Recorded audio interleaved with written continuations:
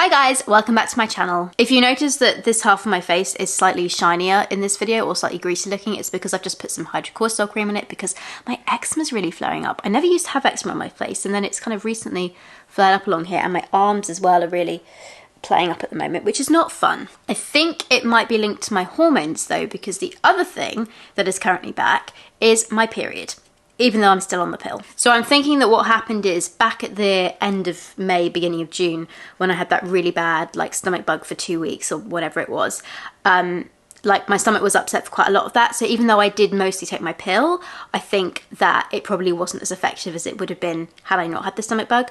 Plus I also have a feeling I missed a couple of days of taking it. And I can typically miss like 1 day without it causing too many problems. But if I miss a couple, then that does usually cause a few issues. So even though I think I missed it for like 3 days and then started taking it again religiously, I'm fairly confident I had ovulation pain a couple of weeks ago. So this wasn't a total surprise for me to get my period, but I'd had like on again, off again cramping for, I don't know, again, a few weeks I think, or maybe even longer than that, but definitely the last few weeks, like randomly every now and then I get like a wave of what felt like period cramps, but no periods.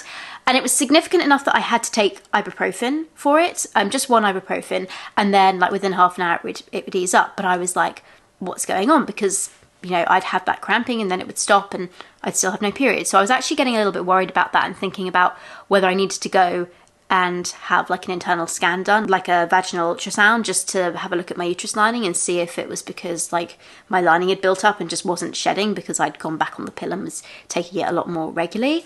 But previously when I've been on the pill, when I like first started going on the pill the first time, even though I took it like every single day, I still got my period. I think for the first 2 months it was lighter, it was more like spotting, but I still had a period. So I was like, I don't think that taking the pill on its own would stop me from having a period if my lining had built up, but I just wasn't sure what was going on. So I was getting a little bit worried about it and thinking like I needed to maybe do something about it.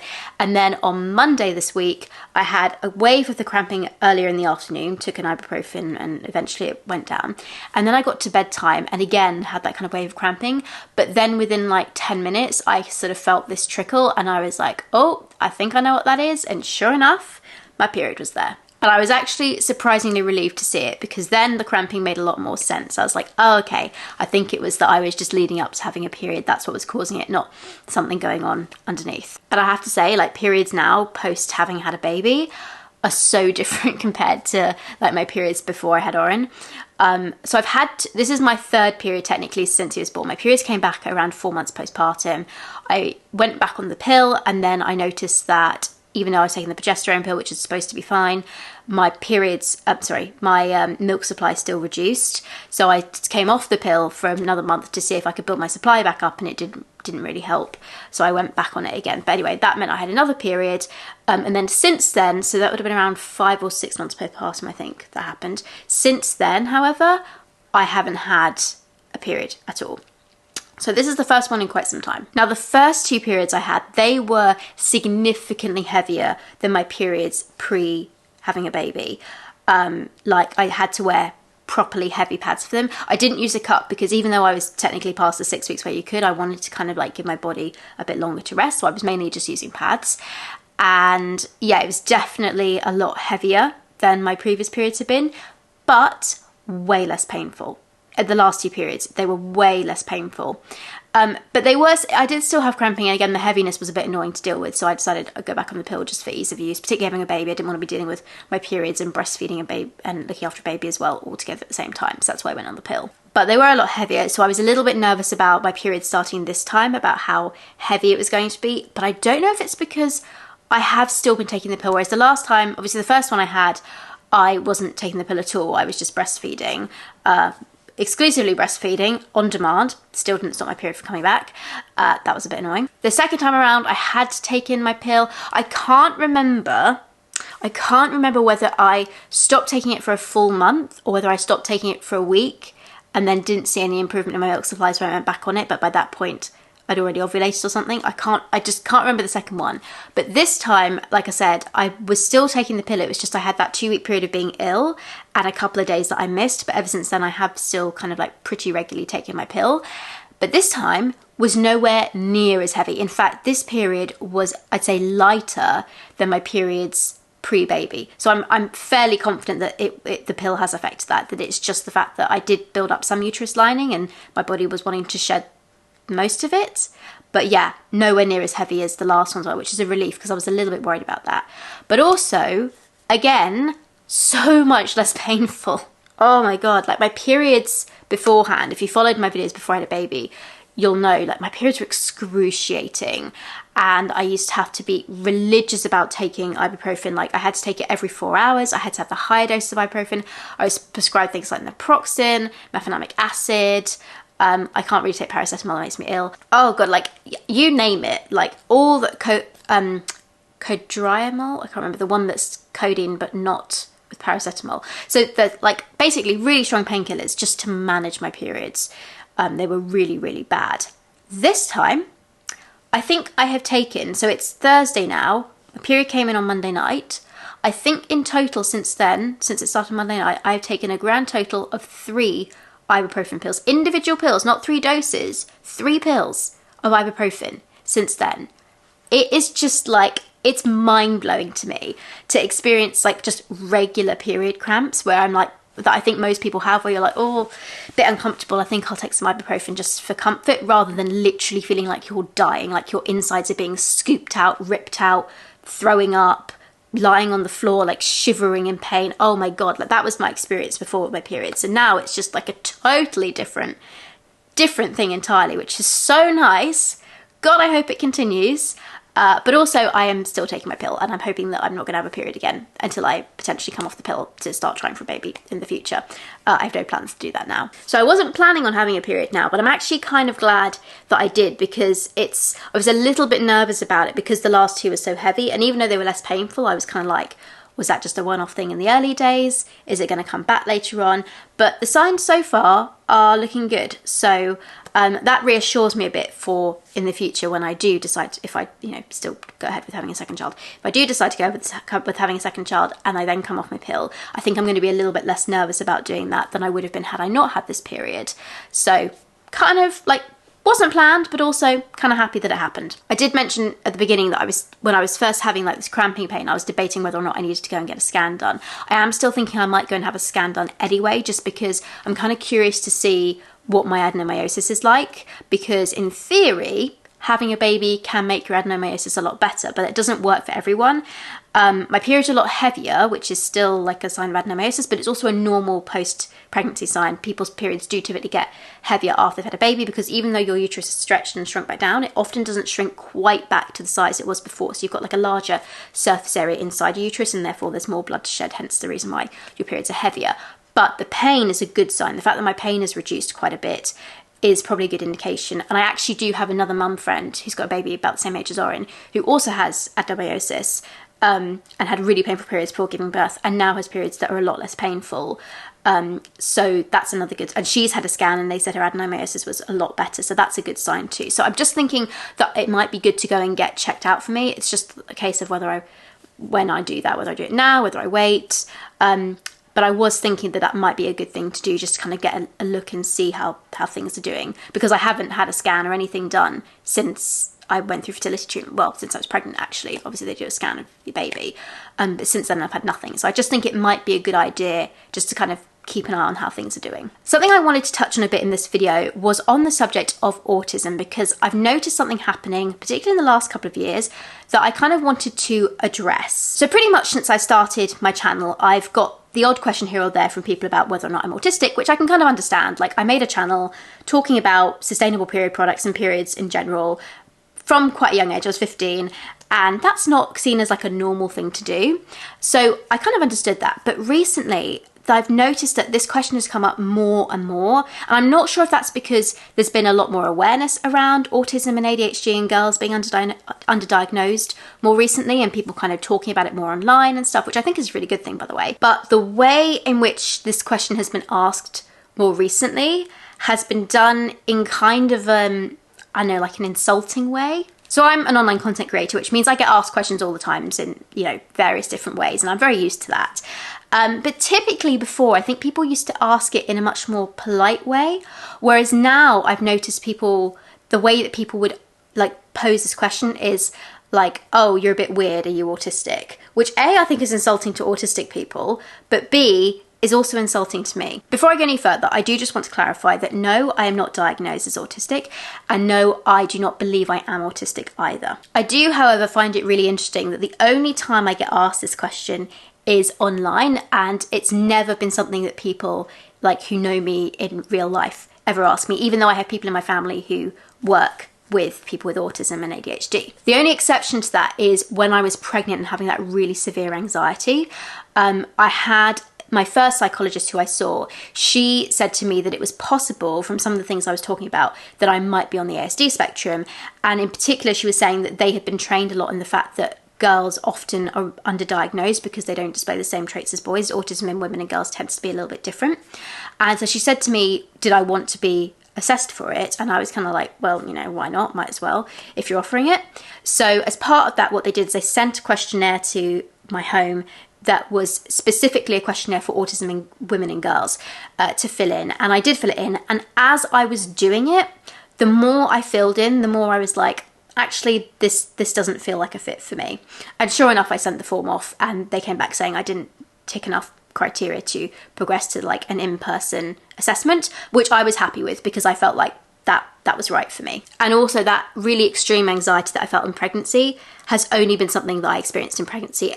Outside of pregnancy, anxiety is not something that I experienced. So I think it was more linked to hormones than anything. The other reason I'm fairly confident I'm not on the autistic spectrum is that when the psychologist mentioned autism in girls to me and the fact that I might possibly be like on the very edge of the spectrum, which is why she did that referral, I then went off and did a lot of research into it to kind of like learn more about autism in women and girls, to be like, oh, like, is this something I've missed? Like, is there something about this that I'm just not aware of? And could this actually be a thing?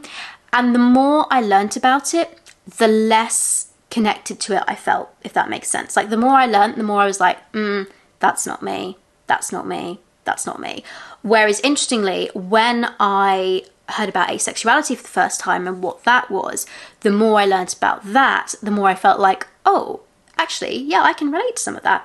That might be me. And then hearing more about it, I was like, oh yeah, no, that's definitely me. Yeah, I can really relate to this. And then, no, I'm definitely asexual. I'm definitely on this spectrum. It was kind of like the more that I learned about it, the more I was like, wait a minute, I really relate to this.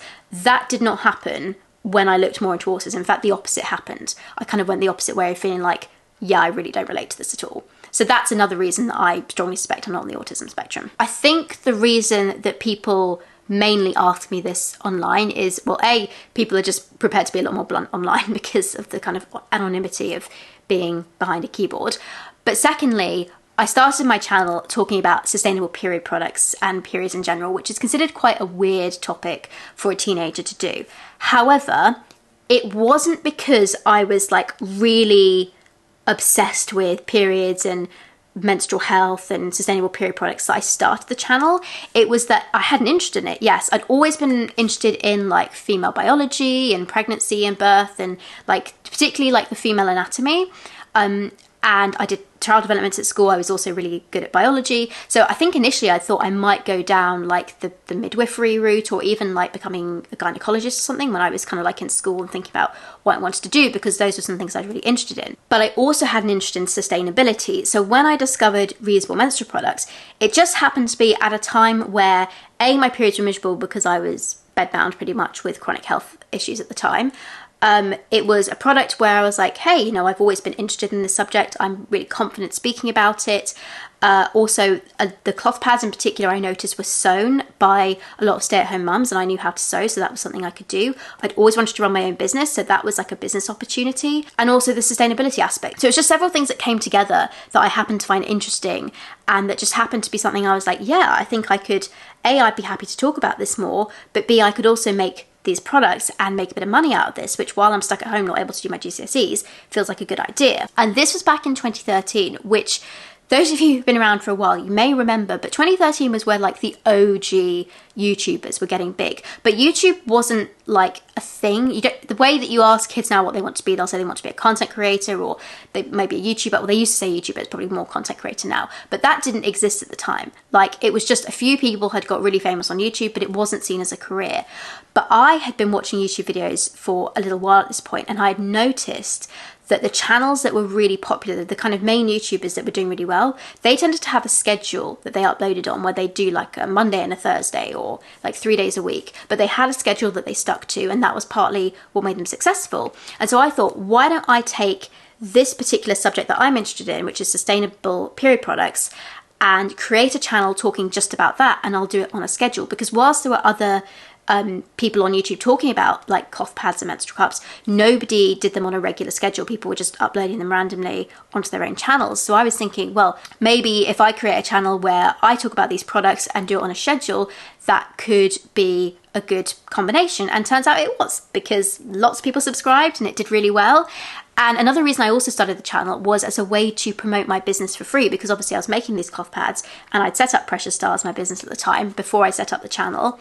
And I was thinking I can use the channel as a way to promote my products and to gain more sales and everything. So it was more of a strategy, as opposed to, I have this really intense love for this product and I want to share it and create content about it. It was like, yeah, I'm really interested in this product and I think it's a really great product out there, but it's also about like, it's also a business strategy as much as anything else, about creating regular content and also linking it back to my business as a way to sell. And it worked. But whilst I talked about sustainable period products online a lot, obviously because I'd created a channel specifically on that topic and I had a schedule that I tried to stick to, in my day-to-day life, I didn't really talk about it at all. If you met me face to face, it was not a topic I would ever raise with you unless you specifically asked me about it or asked about what I did.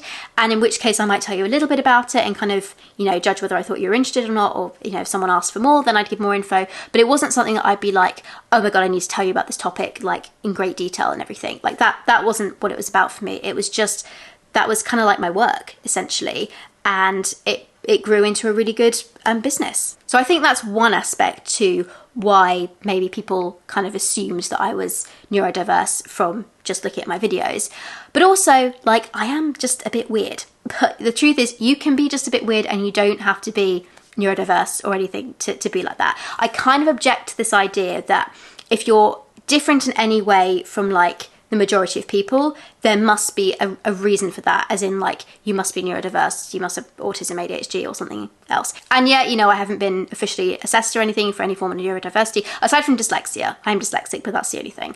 But aside from that, like, I haven't been assessed for autism or ADHD or anything like that. So I guess, there's always a possibility I am, but I personally have no plans to pursue it, because honestly, if I am, it'll only be a small amount, and it, quite frankly, it doesn't really have any effect on my day-to-day life. When I see people online talk about like hearing about autism for the first time, getting a diagnosis and how it changed them and how they had struggled with like certain social situations or like maintaining friendships or like all these other different aspects and work and stuff, I just can't relate to that, because they're not things that I struggle with or have ever struggled with. So yeah, that's that.